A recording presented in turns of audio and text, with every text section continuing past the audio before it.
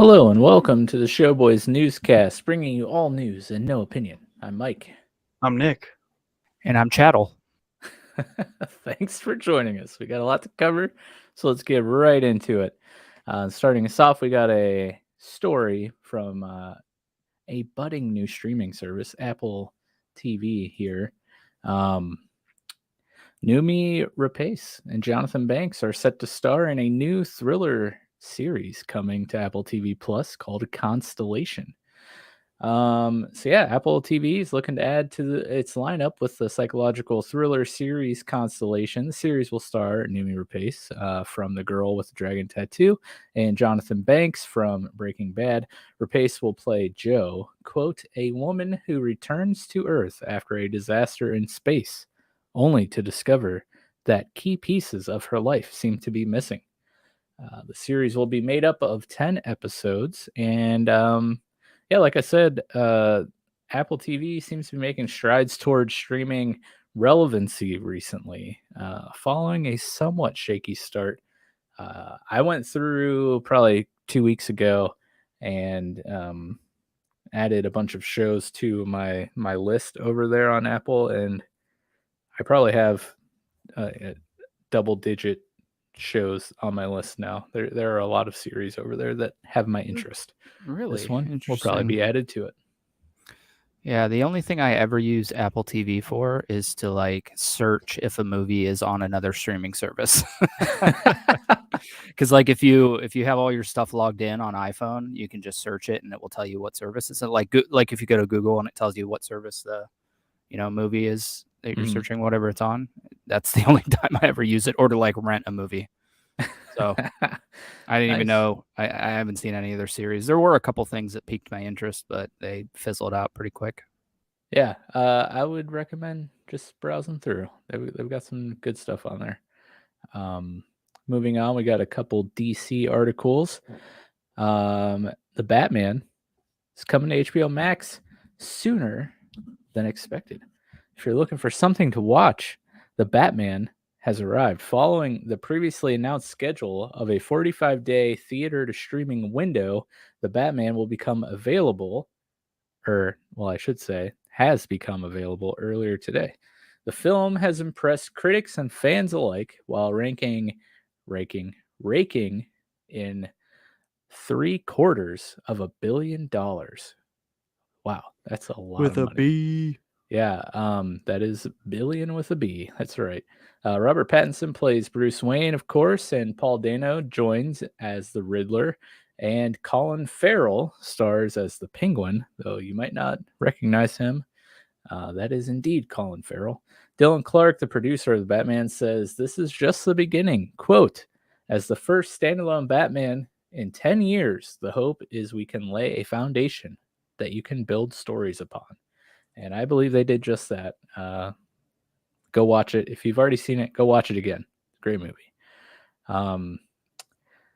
DC is also developing a new series on HBO Max called You Brought Me the Ocean. This will be a new live-action DC series based on DC's Aqualad novel. The show will follow Jake Hyde, quote, a gay teenager living in New Mexico. All his life, he has had a strange attraction to the water and yearns to escape his desert surroundings for the ocean. As he explores his abilities, including breathing underwater and controlling water, he also finds himself falling in love with his classmate, high school swim captain Kenny Lou. Charlize Theron will be producing the series. However, no director or writer has been announced at this time. And could they have, I wish they would have picked a different superhero to be gay. Like Aquaman already gets like a lot of gay jokes. Yeah. And I know it's not Aquaman, it's Aqualad, but it's still in like the Aqua family. Yeah, I think that's probably why they picked it. I mean, if it were me, that's who I'd pick. Yeah, and he's got the least, like, I would imagine he's the least popular. I don't want to say that. Yeah, I will say that. I think Aquaman's the least popular of the DC heroes. No. Yeah, of like the like air quote like bigger heroes. Yeah. So this For sure. this might propel them up a little bit, you know. Hey, nice use of aqua related words, you know. Yeah, even in the comics, like the Aquaman New 52 run was one of my favorite DC runs in the New 52 reboot. But even in the first few issues, like the people in the comics were making fun of Aquaman for being like a lame hero, and I just loved it so much. Yeah. And then of course you have like the boys where the Deep, you know, is that universe's Aquaman, and that whole when you like say Aquaman, I just think of the Deep. yeah, that whole like dolphin scene in the van, just yeah, perfect. Yeah. I think this is good. I don't have a problem with them introducing gay characters or anything like that.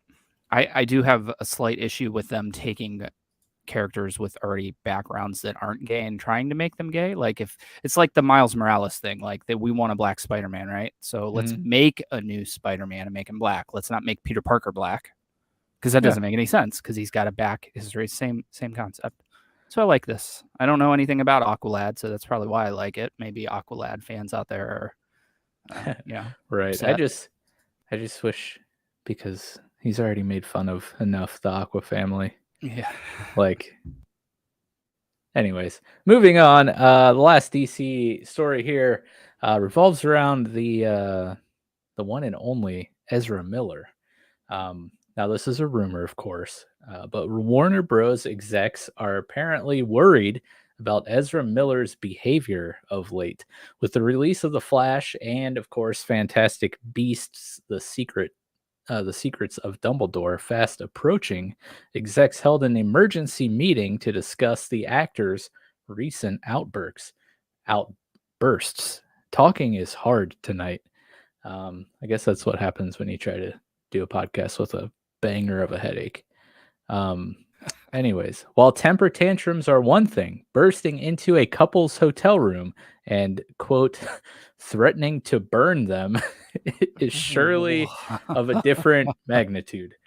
This wasn't even the first incident. Miller was previously arrested for disorderly conduct and harassment after an altercation at a karaoke bar. I believe that was like over in Hawaii or something. Insiders suggest that the recent actions aren't far off from those revealed on the set of The Flash, where meltdowns were frequent.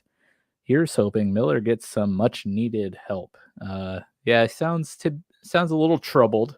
Yeah, as if the DC film universe didn't already have enough sticks in the wheels. Let's just throw another one in. Why not? Right. Yeah, he kind of sounds like a scumbag. I'm not going to lie to you. Yeah. Who's he play, though? The Flash. Oh, he actually plays the Flash. I didn't know that. Yep. It's kind of so what? Like, I would like to just know the course of events for the hotel story. Like is he drunk? Right. Did he burst in there tripping on acid and thought they needed to be set on fire for some? Right. You know? Was he wielding a lighter and a hairspray can? Yeah. Like. Like what was actually happening? Yeah, I would love to be a fly on the wall for that story.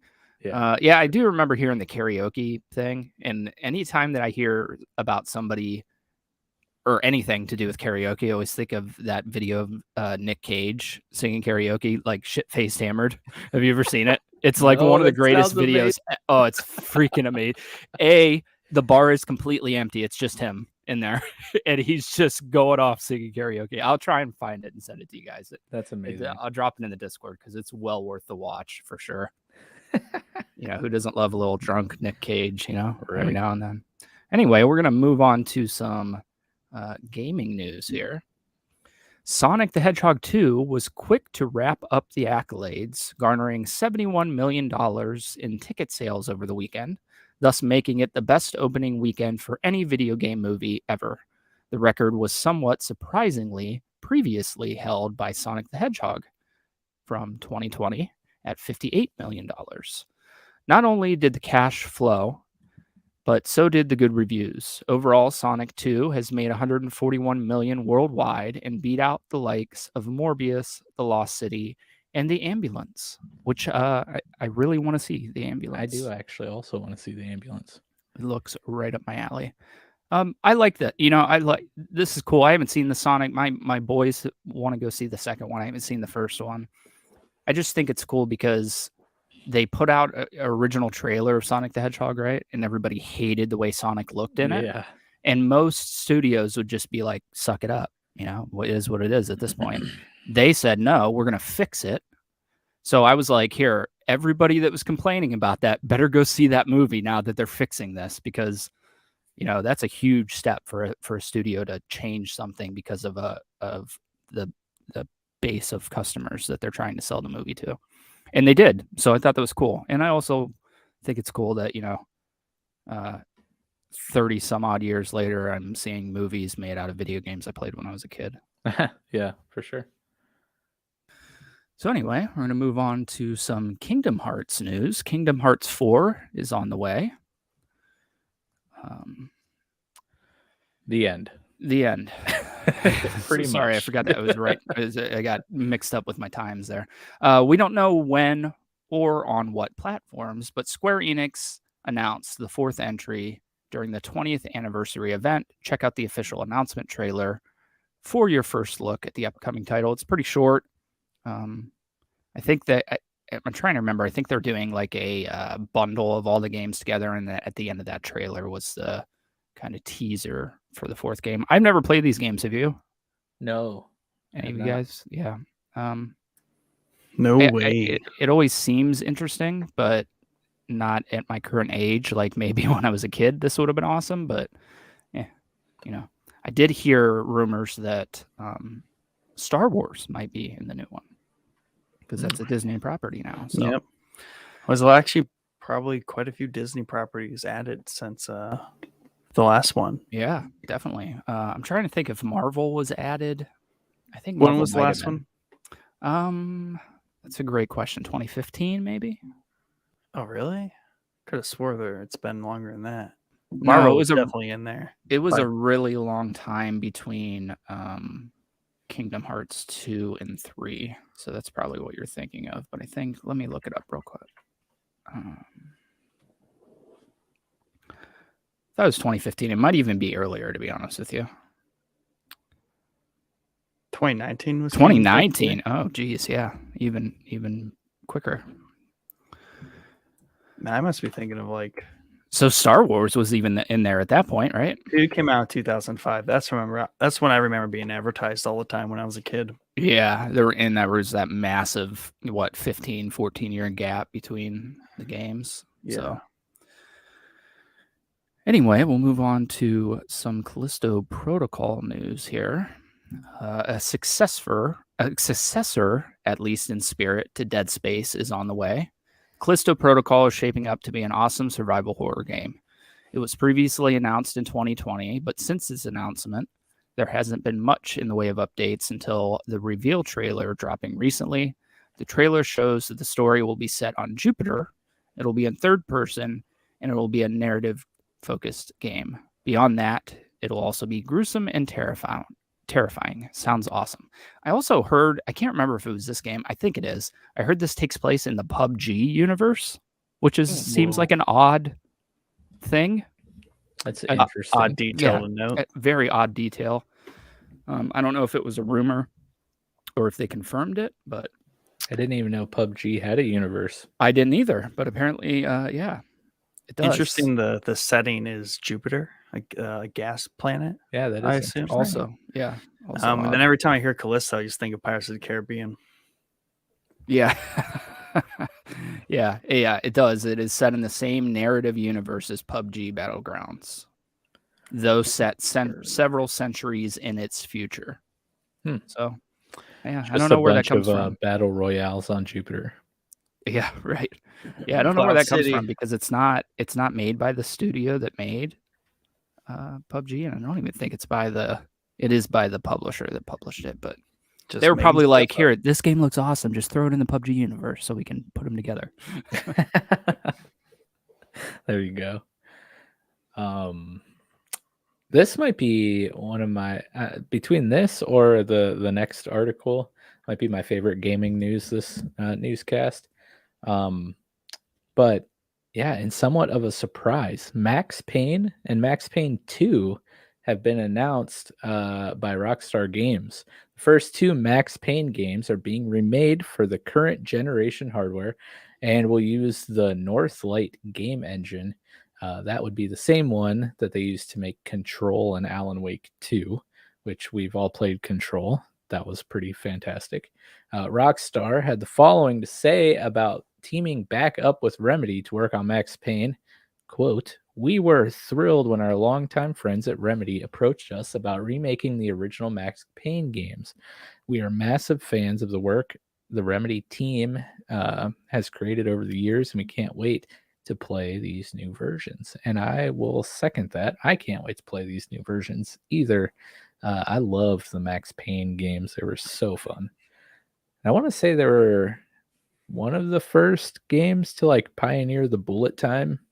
It was, yeah. I think it was the very first game to pioneer bullet time. Yeah, man. I wrote an article for this on can't remember if it's on Downright Creepy or Birth Films Death, but Shout out. it's very short. It was just a kind of the trailer announcement, but yeah, man, I'm excited for this. I love these games. I frequently go back and watch the cutscenes from the original Max Payne game, like while I'm falling asleep, because they're like comic book and super chill, and they're just super cool to go through.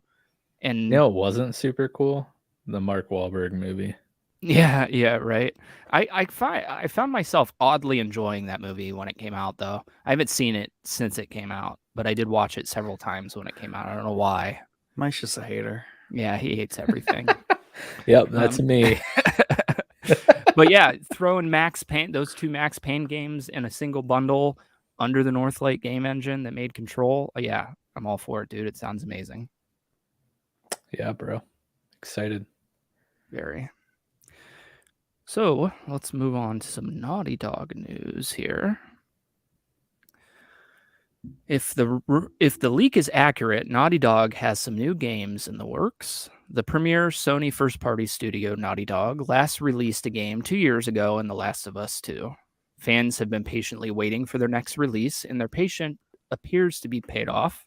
Rumors suggest a multiplayer game set in The Last of Us universe is in production, along with a remake of the original Last of Us.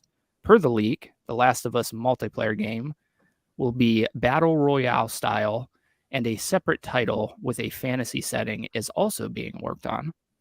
If that wasn't enough, the leak states that the script for The Last of Us 3 has already been outlined. Everything mentioned seems plausible, but take the leak with a grain of salt. Leaks, rumors. Yeah, leaks, rumors. Nice. The problem with these leaks and rumors is they frequently end up being true. So at least more recently. Yeah. I've heard talks of a Last of Us multiplayer standalone game, which excites me because the first Last of Us, it sounds weird, first, last. But yes, Last of Us Part 1 had a very, very, very fun multiplayer mode. Oh, yeah. Underrated. I loved it. Very underrated. A Last of Us remake, even though I was just super excited about the Max Payne remakes, I'm kind of sick of just getting remake after remake instead of like a new game. The Max Payne ones make sense because they're a lot older than The Last of Us. But hey, they'll make a pretty penny off of a Last of Us remake. Oh, for sure. Especially, I think the reason they're doing it is because they really mastered graphics and gameplay in The Last of Us 2. So I think, even though I know a lot of people hate the idea of them remaking it, I'll be buying this game for sure because I want to play it with those graphics and that gameplay. But this separate title with a fantasy setting sounds very intriguing. Yes. And of course, the script for The Last of Us 3 sounds awesome, but this fantasy thing. Right. Yeah. Please, I mean, technically, let it be fantasy things. I have my fingers crossed that it's Game of Thrones in some way. I know that's never going to happen. That's like one of my oddball dreams. Naughty Dog making a freaking Game of Thrones game sounds amazing to me. I mean, they would outside be of- the studio to do it though. It's either them or CD Projekt Red, in my opinion. There's no other studio that I would want. Yeah. And it's just because I love Naughty Dog, not because they've made a great fantasy game in the past. I don't think they have made a great fantasy game in the past. But yeah, the multiplayer game is confirmed by them, so that's not a rumor. Oh yes. The Last of Us remake, I don't believe has been confirmed, but it's leaked multiple different times. So I think that's probably coming in some capacity. But yeah, I want to know about the fantasy thing, you know? We'll see. Yes. Denied. Oh, Nick, are you gonna have Nick's an here article tonight? I didn't even know Yeah. Nick was here. Oh, I'm dang. gonna do What's an article, up, bro? here. Yeah, I'm gonna do just 2 and then I'm out. Quick bit of HBO rumor. Look around suspiciously. Robert Downey Jr. may be returning to take on his role as Sherlock Holmes. HBO is currently in talks to develop not 1 but 2 spin-off series of Sherlock Holmes. The potential series would also see the return of Jude Law as Dr. Watson. It is anticipated that each of the series will focus on a yet-to-be-introduced characters who will then feature in the 3rd installment of the films. The film has seen many delays up until this point, and the series may be doomed if the film doesn't come to fruition. I mostly just like reporting on this because I like Jude Law for some reason. He's just one of those actors where I'm like, he's in it, I'll watch it. I don't know why. I think it was the Young Pope on HBO that really sold me on him. That showed a lot of talk around the office. It was a good show. Very good show. Moving on to a random section. I really don't even can say what is all in this random section because it is just simply random. But Chad and I will lead this up. Adam Sandler, Josh and Bernie Sadafi are teaming up again. The trio recently produced Uncut Gems and are now looking towards starting up their next project together. Details are sparse, and by that I mean we are completely devoid of any details. But after Uncut Gems, I'm sure any upcoming project will be great. That was a good movie, and that's a part of that website we talked about on the episode Thursday. What was that? A24. A24. So yeah. So that's in that realm of things. They make awesome movies. Yes. I have not seen that, but I did want to really badly, and then I kind of forgot about it. It kind of gets going right from the jump. It's a pretty good watch. I definitely have to check it out because it at least appeared that it was not a comedy, correct? Correct. And I can appreciate when comedic actors like Adam Sandler do a serious role, you know? Yeah. So I was intrigued by that alone, but then the gangster flair to it just sold me a little bit more. But then I forgot about it, so guess I can't say that I was really that interested. Anyway, moving on. Will Smith has been slapped down by the Board of Governors for the Academy of Motion Picture Arts and Sciences. Smith has been left with a stingy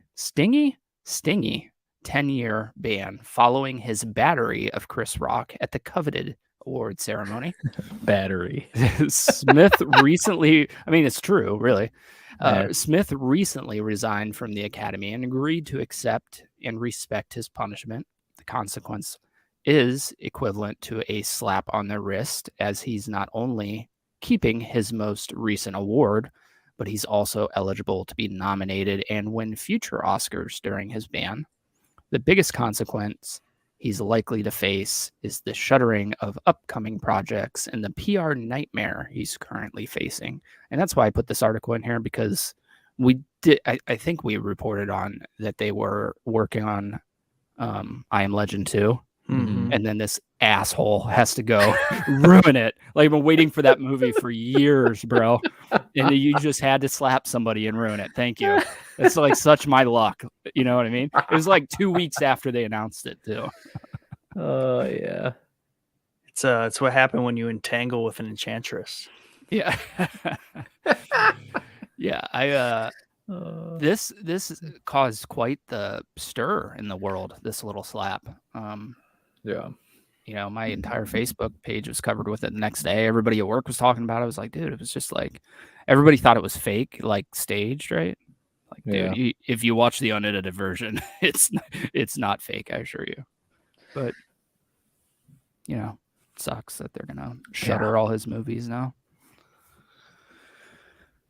So, moving on, the director of Squid Game, whose name I'm not even going to attempt, has signed on to a new project named Killing Old People Club. It's great movie title. Yeah, I could get in on this. Yeah. It's surely going to be another exciting, if controversial, production. The director has already written about 25 pages and it is said to be inspired by an Italian novel. He also stated, quote, "The film will be more violent than Squid Game," and added that he might have to hide from old people after the film comes out, end quote. Sounds like another interesting concept. Yeah. Inspired by COVID, right? Maybe. Yeah, maybe. Well, I mean, makes sense. It does make sense. I will say he needs to get with the group over at whoever the heck made Triangle Strategy and Octopath Traveler and lend them his naming talents. Yes, right. Please do. Because those games, the worst named games I've ever seen. At least they dropped the project from Octotrack, because it was for the longest time Project Octopath Traveler. It's like, whoa, dude. And then Triangle Strategy, it's like they didn't even attempt. No. They're like Project Game Triangle Strategy console. Right. There's three kingdoms and it's a strategy game. Oh, Triangle Strategy. Okay. Yeah, there you go. Let's run Game of Shapes. Game of Shapes. Yes. Yeah, I am interested in this movie, in all seriousness, because I love Squid Game, and I heard that he said that he was like, I plan to have season 2 of Squid Game ready to start filming for 2024. I was like, I hope so, bro. That's like 2 years away. So I didn't know he was doing this movie. This now makes sense. He's doing something in between. I thought he was just working on it now, and it was going to take that long. Like, geez. See, here I thought you were going to say you were really excited about this movie because you hate old people. Well, it's probably a little bit of that too. True. The sequel to this would be Killing Boomers, right? Yeah, Killing Boomers, please. In the spirit of killing films, is that an M? Is it Erna or is it Uma Thurman? Uma Thurman and Samuel L. Jackson are linking up to create The Kill Room. A lot of killing. I don't like all this. Scary. A dark comedy thriller from the same director as Friendsgiving. The story follows a hitman, his boss, played by Jackson, an art dealer, played by Thurman, and a money laundering scheme that accidentally turns the assassin into an overnight avant-garde sensation, one that forces her to play the art world against the underworld. Production will begin this spring. Interesting. Samuel L. Jackson, he's out there working. That's right. He's getting them checks. He's making pleas to come back as Mace Windu also. Oh, Mace Windu got tossed out the window? Yeah. Exactly. Is he really though? That's interesting. Yeah. I mean, he's like, everyone else is coming back, so yeah, I'm ready. Basically. I mean, yeah, because I think basically just like every other person who's ever been in Star Wars, he just got cornered into one of those questions like, would you play Samuel L. Jackson or would you play Mace Windu again? And he's like, yeah, I would. Duh, purple lightsaber, money. Money, right. I can pretend like I have one hand. So we got three more categories here for you guys. Just a few more articles before we wrap up, and we're gonna head into a little Netflix section. And I'm actually real excited because I apparently am the only Zack Snyder fan in the entire world. Wrong. But his new sci-fi project, Rebel Moon, had some news happening over the last week or so. So yeah, Netflix and Snyder are gearing up to shoot Rebel Moon. The project is is a highly anticipated sci-fi film set in a peaceful colony on the edge of the galaxy that finds itself threatened by the armies of the tyrannical Regent Ballicerus. Probably butchered that. They dispatch a young woman with a mysterious past to seek out warriors from neighboring planets to help them take a stand against the tyrant. I don't know why I did that with my voice, but I guess that's what happens when I describe things. The project will begin shooting in the fall and star Carrie Elwes. Why do people have such weird names? But It's only when we him, have to read them, though. right? They're weird, Exactly.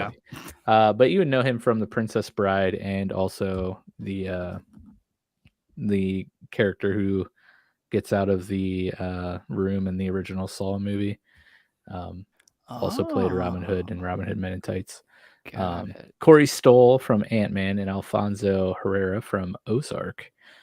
Snyder he also hopes that he'll be able to build out the universe around the film, saying, quote, "This is me growing up as an Akira Kurosawa fan." I probably said that wrong, Chad. Sorry. Nope, you nailed And a Star Wars fan. It's my love of sci-fi and a giant adventure. My hope is that it also becomes a massive IP and a universe that can be built out. I wonder if that was like a shot, a backhanded like slight of Warner Bros. If only such a thing ever existed in my career. Yeah, I would love to make this into a universe that I can actually build out and see my vision through. Wouldn't that be grand? I mean, it certainly sounds like that's what he was saying. But shame on me for my tragic circumstance. Right. Yeah, and your lack of spine. I mean, he has my interest with the Kurosawa stuff, and I think he's saying that because it sounds exactly like the plot of Seven Samurai, his biggest movie. So, and it sounds like a Star Wars story, and it also sounds like a Star Wars story. So yeah, I'm here for it. Yep. Same. Chad is here for it. The Witcher Season 3 has begun production. Rejoice, fans of The Witcher series. A photo has been released from the set along with plot summary. As monarchs, mages, and beasts of the continent compete to capture her, Geralt takes Ciri of Sintra into hiding. Entrusted with Ciri's magical training, Yennefer leads them to a protected fortress of Artuza, where she hopes to discover more about the girl's untapped powers. Instead, they discover they've landed in a battlefield of political corruption, dark magic, and treachery. End quote. No release date yet, but it's great to know that the wheels are in motion on this popular series. Hopefully we'll have The Witcher 3, the game, graphics update by then. It got delayed, so hopefully. Just this quarter, or just first half of this year, right? Or did it get delayed again? It got delayed like last week, but they said it wasn't a long delay. They said that their studio is now taking over doing it. I don't know if they had another studio working on it or they what. did. Yeah, okay. It wasn't Project, or I don't think it was CD Projekt Red. That makes sense. Yeah. Yeah, that makes sense because they said they are now taking it over and it's going to be delayed a little bit longer. But it's like, my gosh, dude, I just want to play this game so bad so I can watch the show alongside, and I'm waiting for that, and I'm kind of getting sick of waiting. So I might have to dive in. Just watch the first season, then watch the second season and play the game. Yeah, that's probably a good plan. The show. That's probably a good plan because I always typically find myself wanting to watch Game of Thrones when I play The Witcher. Even though that there's now a Witcher show that probably goes with it a little bit better, But I mean, once I finish The Last Kingdom, I'm probably gonna go back to rewatching Game of Thrones because I'm still finding myself like, I need to continue that because it's so good. Yeah, I think it's better the second time. Oh, dude, it's better. Yeah, it gets better each Chad's time. like, it's better all the time. Yeah, it gets better each time. I've watched it like 3 or 4 times all the way through, and I still find enjoyment in every season. Yeah, I definitely need to get back to watching it because I do feel the itch, and I kind of pushed it off, but it's coming. It's coming. Anyway, moving on. The filmmakers who previously brought us Free Solo and Rescue, I don't know how you say that, have released their newest documentary, Return to Space. The documentary brings us an inside access to NASA and SpaceX while focusing on Elon Musk and his efforts to resurrect America's space travel ambitions. The film was released on April 7th and is a must-watch for space nerds. Oh, yes, Elon Musk, our new Twitter overlord. Yes. This, I didn't even know this was released. So when I saw this, I'm super excited because I love this kind of crap. And Free Solo is probably one of my favorite documentaries ever. So it's people that made that's that. pretty gnarly doc. Oh, dude, it's so good. It's so good. That guy's a maniac. Yeah. Have you seen I wish I knew what the title of the series is. It's on Netflix. Something about Mars. It might just be Mars. Like the title About of it. SpaceX. But it's like a half documentary, half dramatization, like fictional story of the first trip to Mars. But it's basically a documentary about SpaceX and Elon Musk and what he's doing to try to get to Mars. It's very interesting. I watched the first episode, but then it got buried beneath 1,000 other things I had to watch. So I will find it on my Netflix account somewhere and put it in Discord what the title is. I think you'd probably like it, Chad, if you haven't seen it already. I haven't. Yeah, it sounds amazing, to be honest with you.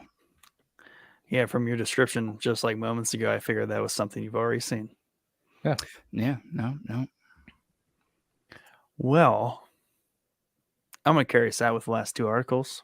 Woo-woo. They'll be brief, they'll be quick. One's real, one's a rumor. And let's get started. The first one is a very small Prime section. Honorary. Shout out Amazon Prime. Small which recently, in the newscast, big in our hearts. Yeah, but recently got downgraded in the Discord It did. rankings. Sorry, Prime. Apple Plus is taking your place, but Yep, sorry. just feel good you're still above Hulu. Trash pile. Yeah.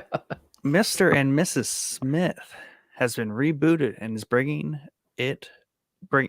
bringing with it Donald Glover. Woohoo. The series will see Maya Erskine replace Phoebe Waller-Bridge as the lead female role. Maya is the co-creator and star of Pen 15. The series is a new take on the original 2005 film starring Brad Pitt and Angelina Jolie. I always enjoyed that movie, so I like Donald Glover. So I'll watch this. Yeah, sounds good. I love that movie, to be honest with you. Old Donnie G. Old Donnie G, the new Brad Pitt. That's right. Yeah, it should be good. I mean, I typically like anything Donald Glover's in, so. That you do. So go check this out, Mike, when it ever comes out, because it's on Donald Glover timeline. Yeah, in 5 years when it finally releases. 5 years when they start filming, and then 2 more years till it releases. So we're getting, it's a 2029. Be right up there with Star Wars Eclipse. Yikes. 25 years after the original here, 2005. Whew. And finally, the last section, very small, one rumor, but we have to have it in here somewhere. Welcome to Starboy. I love the way Mike says Star Boys and Starboy.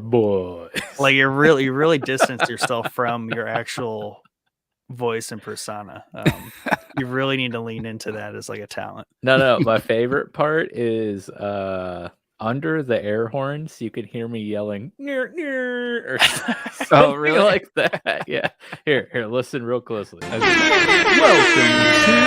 Starboy. Yeah, I hear it at the end. Yeah. Ridiculous. That's still probably that might be one of my favorite things that I just surprised Nick with live on an episode. It was pretty good. We were asking for that one for a while. Yeah. Our writer Cody is with me on this one, but 2 Jude Law references in one show. Nice. Jude Law is reportedly joining an upcoming Star Wars project. Law has taken on recent roles in Marvel films like Captain Marvel and the Harry Potter series, starring in Fantastic Beasts: The Crimes of Grindelwald. Not much is known about the upcoming series, except that it's believed to be geared towards children and described as Stranger Things in space. Well, would you look at that? Currently, Stranger Things is just of Earth and underground and upside down, Yeah. not in space. This is right side up in space or something. Right side up in space. Yeah. The upside down in space. I just wish they would have like qualified that a little bit more. Like, what's that mean exactly? Like, it's going to be the Stranger Things. 80s. It's going to be the 80s of the Star Wars universe. That was literally original trilogy. 80s Right. in space. Yeah, I don't. Yeah, you know. I feel like I need a little more. You know, if they bring like a Zillow Beast type creature and they like flip into the upside down in Star Wars, I'm all about that. Yeah, we'll see. The Zillow Beast is a really big thing amongst like certain parts of the Clone Wars fandom. They really want to see that thing in live action, if you know what I'm speaking of. Yeah. Having a hard time recalling. It's like it